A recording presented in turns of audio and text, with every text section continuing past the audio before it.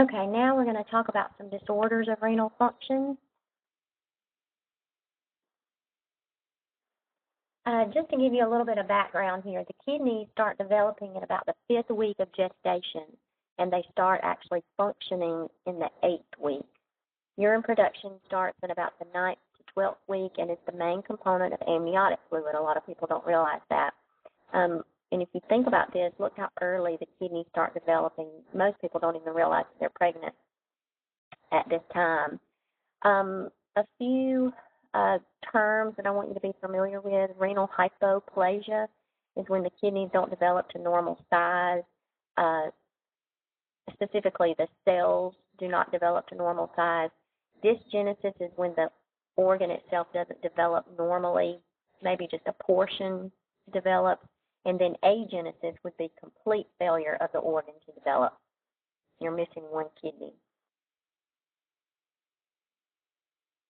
Most of your kidney abnormalities involve shape and position. One of the most common is horseshoe kidney, where either your upper pole or lower poles of the kidneys are joined together and make it look like a horseshoe. Usually there's no problem with this. As long as the kidneys work appropriately, it doesn't really affect and cause many problems. Okay, let's start with urinary obstructive disorders. They can occur in anyone at any time during their life, and they can involve any level of the urinary tract. They can be in the renal pelvis, they can be in the ureter, they can be in the bladder or the urethra. And again, if you need to get that A&P book out and review your anatomy, please do that. Some things that can cause obstruction in the urinary tract. Number one is renal calculi. That is your kidney stones, and we're going to talk more about those in just a minute. That's the number one cause of obstructive disorders. Pregnancy can cause obstruction just because you have a lot of fluid and a baby in there that's affecting and taking up a lot of space. Tumors can do the same thing. Men who have benign prostate hyperplasia, where the prostate enlarges and actually will kind of inhibit how much urine can flow through the urethra. If you have a ureteral stricture, obviously a narrowing of the ureter could cause the same thing. And then if you're born with certain defects, they can cause different obstructions as well. So let's talk about renal calculi, or your kidney stones, because they're the most common cause of an upper urinary tract obstruction. And this is when you have crystal-type structures that form from materials that are supposed to be excreted in the urine, but they actually stay behind and form stones. The etiology is not completely understood, but they require a nucleus to form, and they have to have an environment that supports the growth.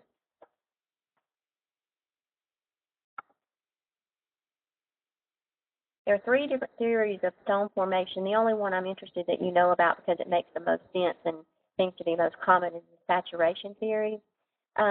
Basically, your risk for stone formation goes up when your urine is saturated with different stone components like calcium salt, uric acid, cysteine. The greater the concentration of those ions, the more likely they are to combine and form a stone. So that makes pretty good sense.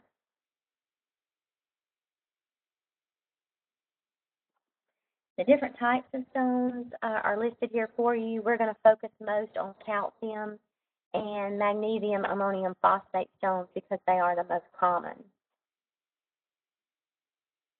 Your calcium stones, again, most common. About 70 to 80% of all your stones are calcium stones, either formed from calcium oxalate, calcium phosphate, or a combination of both.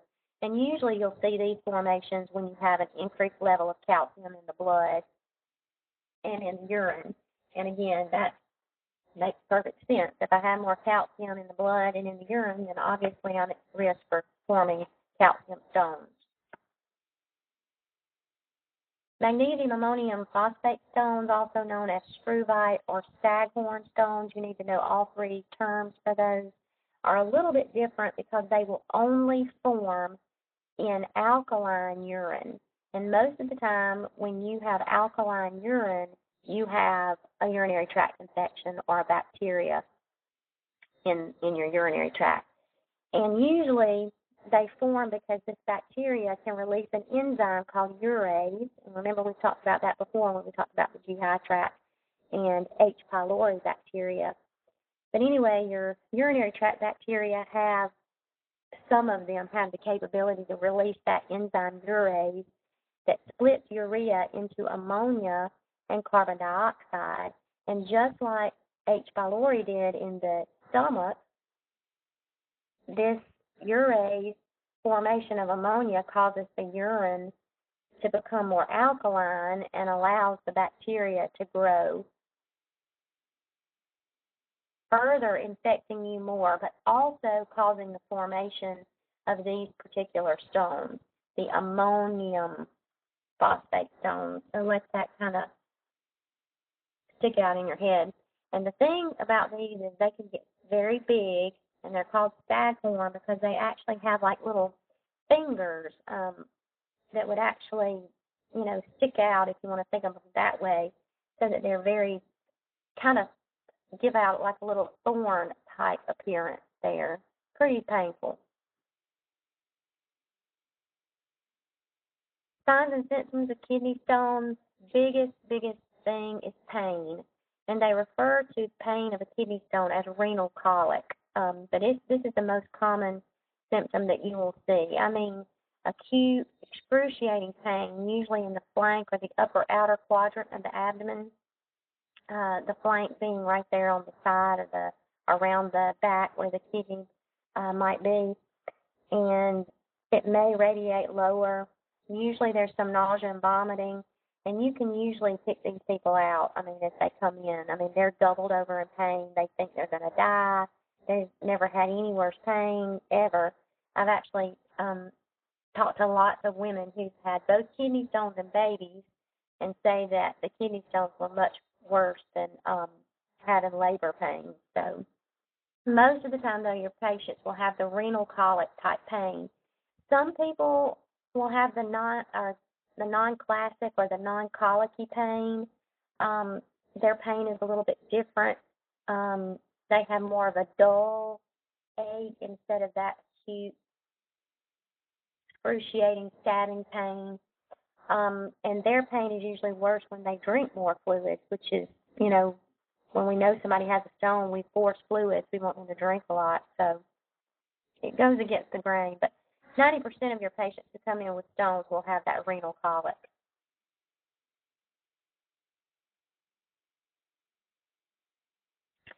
So what are the problems with a kidney stone besides having that severe pain is that if they're large enough, they can cause obstruction.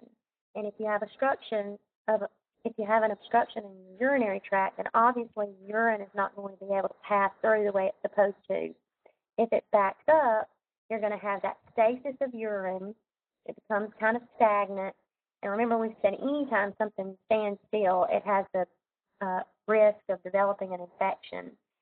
And along with this, you're at risk for a problem that we call hydronephrosis. Hydronephrosis is when you have a urine-filled dilation of the renal pelvis and the calyces there in the kidney because the urine is backing up and not able to flow out, which will actually cause the kidney to atrophy around all of that dilation because the urine is not flowing out. And if it's not treated, then the kidney will actually be destroyed. With hydronephrosis, people who have stones usually, you don't realize they have hydronephrosis. You can only tell this with an X-ray or CAT scan, rather. But obviously they have pain. They have difficulty voiding. Even though they're drinking, they're not putting out a lot of urine, and you can pretty much bet that stone's kind of clogging things up, and you're at risk for hydronephrosis. So it's good to go in, make that stone pass, or crush it, or do something to get it out of the way so you don't have further ongoing problems. To diagnose, the big marker now is a CAT scan. You can do a urinalysis. It usually will show some blood. But again, the CAT scan usually is the most definitive diagnostic tool that we have now Treatment-wise, obviously they're in pain. You want to give them pain medicines, IV fluids, make them drink, because we're trying to flush that stone out if possible. Now, if it's causing an obstruction, then they may have to go in and do a lithotripsy, which would crush the stone, or they might even go in, depending on where the stone is, like if it was in the ureter, they could go in and put in a stent that would actually open up the ureter and allow the stone to pass on through. You always want to strain the urine because you want to catch the stone if possible so you can send it to the lab. That way you know what type of stone they have, and you know hopefully how to prevent them from having future stones. If that stone is made up of certain materials, then they might be put on a special diet, which would help them from having further future stones. UTIs are the second most common bacterial infection that we see. Patients may have symptoms or they may not. A lot of your elderly population, when they have a urinary tract infection, their only symptom will be that they're confused. They have altered mental status. Anytime an older patient comes in and there doesn't seem to be anything wrong with them except they're confused, check a urine because they probably got a urinary tract infection. Your UTIs can affect your lower urinary tract, which is what we mostly see, or your upper urinary tract.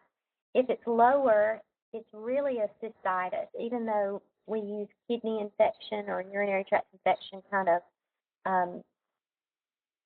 incorrectly a lot of times. If you have a bladder infection or a lower urinary tract infection, it's usually a cystitis or an inflammation of the bladder, versus pyelonephritis, where you actually have an inflammation of the kidney itself, which is a little bit more serious, actually. Most UTIs are caused by bacteria that enter through the urethra. I know everybody should realize that women are at greater risk for developing UTIs because of their anatomy. Obstruction and urinary reflux are important contributing factors in the development of UTIs. Again, if you have something obstructing, whether it's a baby, whether it's a stone, if that urine is not able to pass through the way it's supposed to, you're at risk for developing an infection. If you have urinary reflux, then basically you're not emptying your bladder the way you're supposed to.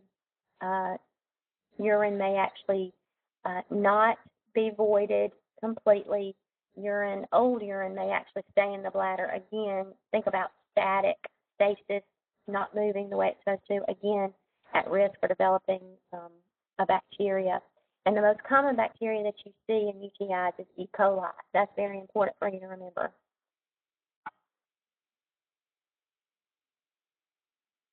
Now, I'm going to get off just a little bit off track and let you know that the most frequent cause of septicemia or bacteria in the blood in patients in the hospital is when they've had a Foley catheter inserted. And we thankfully realized how much money we spend on patients who've been in the hospital who came in for another problem and then they developed sepsis because somebody in the, ER or whatever, when they came in, decided they didn't want to worry about them having to get up to go to the bathroom, and they put in a Foley catheter. And maybe they didn't use sterile technique the way they were supposed to. So these patients got a UTI, which got into their bloodstream, which caused them to be very, very, very sick. So this is why it's so important for you guys who have been in, who are or will be in fundamentals, concept 1, where you learn the importance of using sterile technique when you put in those catheters, because it's so important, and those patients are so at a greater risk for developing a UTI. Good hand washing, obviously, perineal cleaning before you put in the catheter. If you miss, you need to get a new catheter. That's the big, big thing there. Lots of people don't do that. Signs and symptoms of UTIs, are going to be different depending on where they are, if they're in the lower tract or the upper tract. So if they're in the lower tract, your common bladder infection signs and symptoms: frequency. They need to go to the bathroom a lot. When they've got to go, they're urgent. We got to go now or we're going to wet our pants. Dysuria. Maybe they have trouble starting their stream, or maybe they have pain or burning when they urinate. Maybe it has a bad odor. Maybe they have lower back or abdominal pain, lower pelvis pain. But usually with a bladder infection or a lower urinary tract infection, there's not a fever a lot of the time. Now, to compare that with pyelonephritis, this is when you have an actual inflammation of the kidney itself, whether it be the tubules, the interstitial spaces, or the renal pelvis. And it can be either acute or chronic. We're going to focus more on the acute, which is usually caused by a bacterial infection, most of the time E. coli.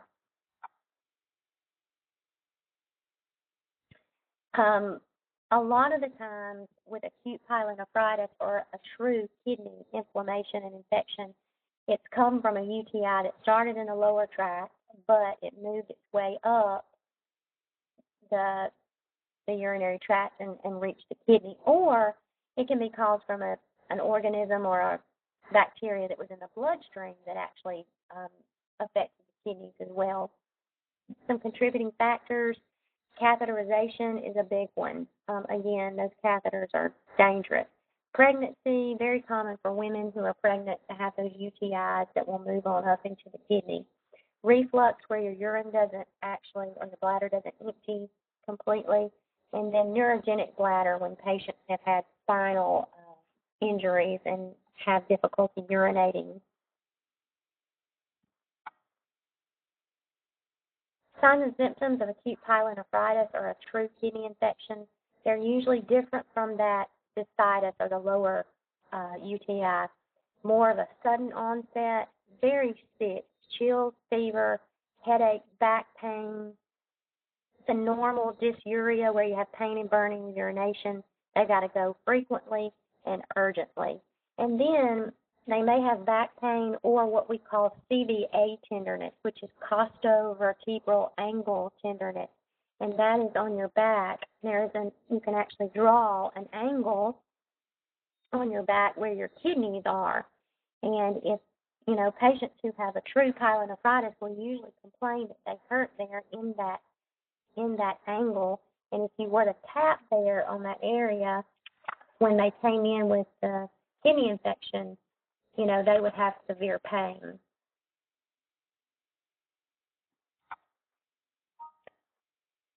Treatment, obviously they're going to need fluids, they're going to need antibiotics, and if you don't treat it and you're not careful, they can actually get sepsis, which again, that bacteria that's in the kidney can actually get out to the bloodstream and cause them to be even sicker, and it can actually cause kidney failure.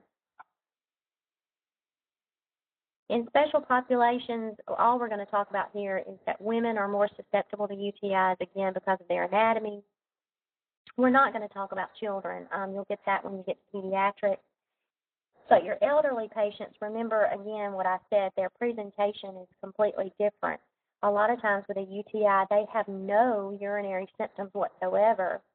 They may have a foul-smelling urine, but most of the time they come in with altered mental status and confusion, and that's their only symptom at all. Okay, shifting here to a different type problem. Glomerulonephritis is an inflammation of your glomerular structures, and this is the leading cause of chronic renal failure in our country today. If it's primary, it is the only disease that they have present. If it's secondary, obviously it's occurred because of another disease process.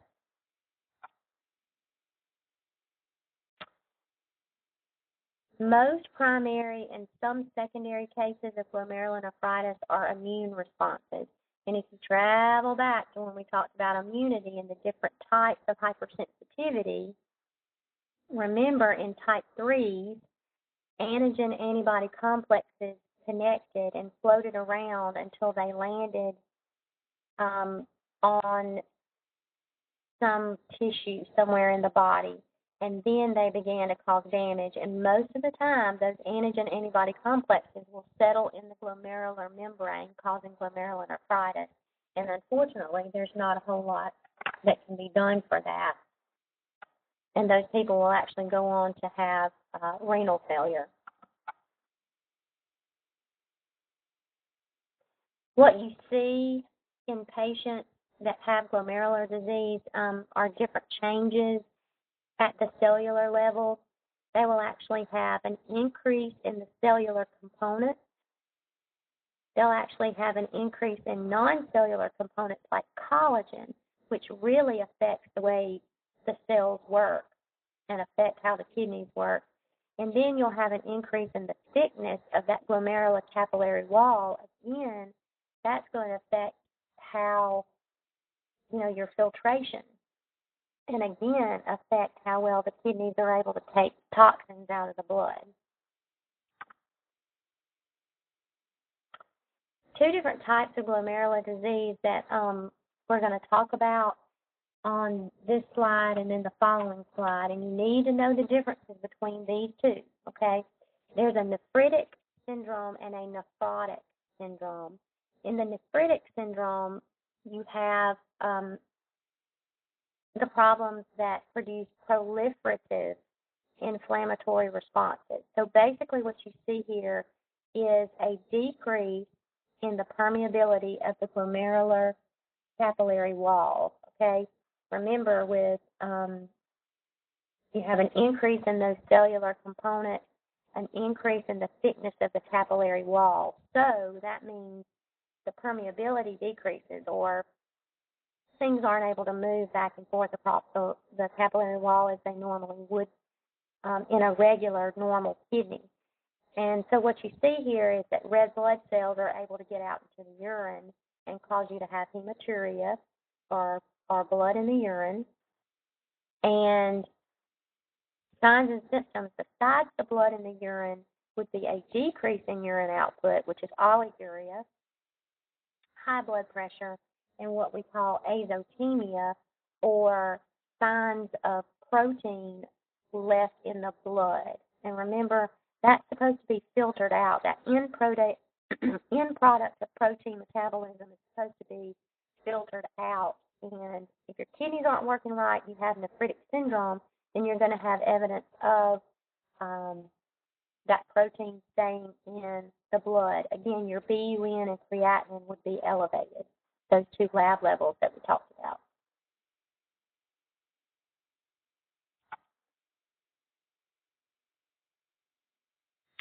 Now, nephrotic syndrome is a little bit different. With nephrotic syndrome, you actually have an increase in the permeability of the glomerular capillary membrane, and therefore you lose just huge amounts of proteins in the urine. These patients may also have hyperlipidemia because the body, unusually, it sounds like it doesn't make a whole lot of sense, but your body will actually try to compensate for the loss of all those proteins by increasing the amount of fat that you have in the body, or lipids. And the big thing that you see with nephrotic syndrome is edema, generalized edema everywhere, all over, puffy face, arms, legs, everything will be puffy. So remember those differentiating factors between nephritic and nephrotic syndrome, because I'll ask you questions on the test. Last are your renal neoplasms here, beginning with Wilms tumor. Wilms tumor is one of the most common primary cancers in children, in your younger children, usually 3 to 5 years old. And they usually come in because they have a large mass around on the back. Other than that, they're pretty asymptomatic. They just feel that mass there on the kidney, and usually their blood pressure is elevated. That's Wilms tumor. Renal cell carcinoma, pretty common, very common, or more common, I should say, in men over the age of 60. Can occur as a result of chronic irritation of kidney stones. The most common sign that you see initially with renal cell carcinoma is hematuria, urine. You need to know that. The most common sign is hematuria. May not have any other symptom at all. That's why it's very important when men come in and say specifically, I've noticed some blood in my urine, they will go ahead and check completely to make sure that there's not renal cell carcinoma or prostate cancer either. They may also have some tenderness in the kidney area as well. They can do surgery, they can be on chemo, maybe some radiation. Now the prognosis has gotten much better with renal cell carcinoma.